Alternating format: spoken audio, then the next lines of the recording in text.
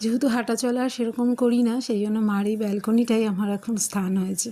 সেখানে দুটো সুন্দর সুন্দর ফুলের গাছ আছে, তাই তাদের সঙ্গে একটু হাত বুলিয়ে সময় কাটিয়ে নিই।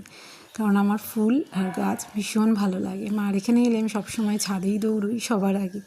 এবারটায় আর সেটা আর হচ্ছে না।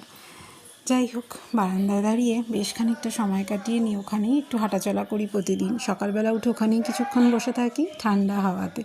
আর উল্টো দিকের বাড়িতে পাখির কিচিরমিচিরের আওয়াজ। আর মার এই জবা গাছটায় না প্রচুর জবা ফুল হয়। যদিও পেরে নিয়েছে, তাও কয়েকটা রয়ে গেছে। প্রচুর ফুল ফোটে। মন্দিরটা যখন সাজায় খুব ভালো লাগে। আর দেখবেন নিজের গাছের ফুল দিয়ে পুজো করার মজাই আলাদা।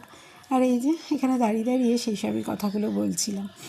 বেশ ভালো লাগে কিন্তু এই সকালবেলাটা বারান্দায় দাঁড়াতে। আর অভিষেক আজকে অফিস যাবে, তাই এসে বারান্দাতেও একবারে দাঁড়িয়েছি। আর দাদাও এসেছে, অনেক দিন পরে সবাই একসাথে আছি তো বেশ ভালো লাগছে। যদিও বৌদিকে আর পুচকিকে মিস করছি, কিন্তু তারাও কিছুদিন পর চলে আসবে।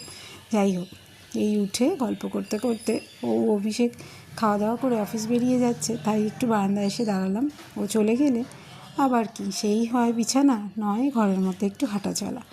তাই দুজন মিলে একটু নিচে দাঁড়িয়ে গল্প করে নিচ্ছে।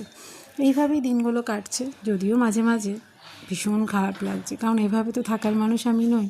কিন্তু তারপরেই ভাবছি যাই হোক, এরপরের দিনগুলো নিশ্চয়ই ভালো হবে। আজকের গল্প